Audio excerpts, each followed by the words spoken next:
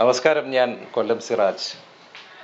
ഞാൻ രാവിലെ ഫോണെടുത്ത് ഇങ്ങനെ വാട്സപ്പ് നോക്കിക്കൊണ്ടിരുന്നപ്പോൾ ഒരു പുതിയ വാട്സപ്പ് ഗ്രൂപ്പിൽ എന്നെ ആഡ് ചെയ്തിരിക്കുന്നതായിട്ട് ഞാൻ കണ്ടു.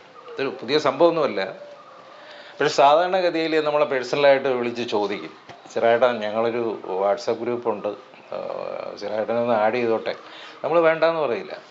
കാര്യം എൻ്റെ ഭാഗത്ത് നിന്ന് എന്തെങ്കിലും മിമിക്രിയോ തമാശയോ ഒക്കെ അവർക്ക് കിട്ടണമെന്ന് വിചാരിച്ചിട്ടാണ്, അല്ലെങ്കിൽ പ്രതീക്ഷിച്ചിട്ടാണ് നമ്മളെ അതിൽ അംഗമാക്കിയിരിക്കുന്നത്. എന്നാൽ ഇത് ഇഷ്ടപ്പെടാത്ത ആൾക്കാരുണ്ട് കേട്ടോ. ഞാൻ മെസ്സേജ് കണ്ടിട്ടുണ്ട് വാട്സപ്പ് ഗ്രൂപ്പിൽ. അതായത് ഇതേതാ ഗ്രൂപ്പ്, ആരും എന്നെ ആഡ് ചെയ്തത്, കാര്യം അനുവാദം ചോദിക്കാതെ ഗ്രൂപ്പിൽ ആഡ് ചെയ്തത് പുള്ളിക്ക് ഇഷ്ടപ്പെട്ടിട്ടില്ല.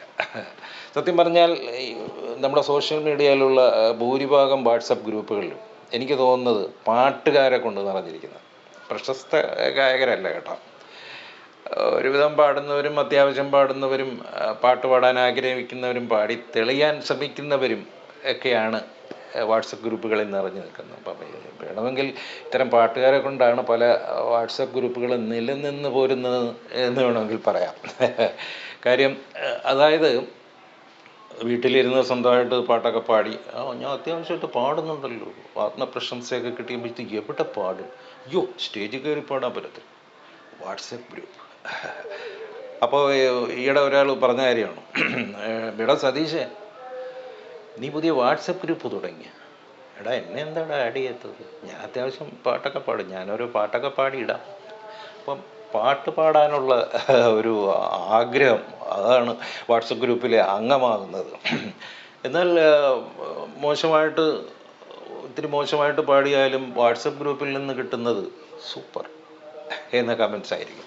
പിന്നെ ഈ ശരത് പോലുള്ളവരോ MG ശ്രീകുമാറിനെ പോലെയുള്ളവരോ ഒക്കെ ചിലപ്പോൾ ചില കമൻസുകൾ പറഞ്ഞു എന്ന് വരാം. മോനെ കൂട്ട എന്തോന്ന് പാട്ടാ മോനെ പാടി, ഷഡ്ജ ഇട്ടായിരുന്നു, ടെമ്പോ വന്നില്ലല്ലോ കൂട്ട, ഒരു ഓട്ടോറിക്ഷയെങ്കിലും വരാമായിരുന്നു. ഒരു മനോഹരമായിരുന്നു, ഒരു 10,000 രൂപയെ സമ്മാനമായി തരാം. അപ്പോൾ അതാണ് കാര്യം. പക്ഷേ വാട്സപ്പ് ഗ്രൂപ്പുകളിൽ എങ്ങനെയെങ്കിലും അംഗമാകുന്നത് ഒരു പാട്ട് പാടിയിടാൻ വേണ്ടിയിട്ടായിരിക്കും. ഇപ്പോൾ ഈ ഗായകർക്ക് മാത്രമേ പാടാവൂ എന്ന് നിയമമൊന്നും ഇല്ലല്ലോ. സിനിമാ താരങ്ങളെല്ലാം പാടുന്നുണ്ട്. പാട്ട് അങ്ങനെ സംഗീതത്തിൻ്റെ ഒരു മേന്മേതാണ്. ബാലേന്ദ്ര മേനോൻ സാറ് സ്റ്റേജിൽ പാടുന്ന ഞാൻ കണ്ടിട്ടുണ്ട്.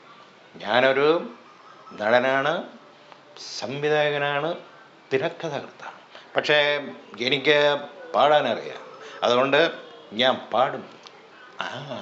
ജഗദീഷ് സാർ കടയുടെ ഉദ്ഘാടനത്തിന് ക്ഷണിച്ചാൽ പോലും ആദ്യം അന്വേഷിക്കുന്നത് എന്താണെന്നറിയാമോ, മൈക്കുണ്ടോ എന്നാണ്. കടയുടെ ഉദ്ഘാടനത്തിനാണെങ്കിൽ പോലും ഒരു പാട്ട് പാടണമെന്ന് ആഗ്രഹിച്ചാൽ ഞാൻ പാടും. അങ്ങനെ പാടാതിരുന്നാൽ വീട്ടിൽ ചെന്നാൽ എനിക്ക് ഉറക്കം വരത്തില്ല. ഇതാണ് സംഭവം. പക്ഷേ ഒരു കാര്യമുണ്ട്, മിമിക്രി കലാകാരന്മാർ പാട്ട് പാടാൻ അറിഞ്ഞിരിക്കണം, അങ്ങനെ നിയമമൊന്നുമില്ല.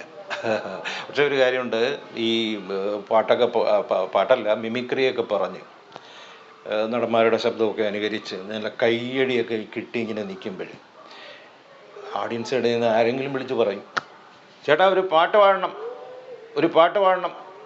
അവിടെ ഏതെങ്കിലും ഒരു പാട്ട് 4 വരിയെങ്കിലും കൊടുക്കാതെ ചമ്മി നിന്ന് കഴിഞ്ഞാൽ ഗ്രൂപ്പിൽ നിന്ന് പല ആൾക്കാർ പാട്ട് പാട് എന്ന് പറഞ്ഞ് ബഹളമായിരിക്കും. സത്യം പറഞ്ഞെങ്കിൽ ഇങ്ങനെ അനുഭവം ഉണ്ടായിട്ടില്ല. അഥവാ അങ്ങനെ ഒരു അനുഭവം ഉണ്ടായാൽ ഞാൻ പാടുന്നത് 4 വരി പാട്ടാണെങ്കിലും ഏതെങ്കിലും ഗായകരുടെ ശബ്ദം അനുകരിച്ചുള്ള പാട്ടായിരിക്കും.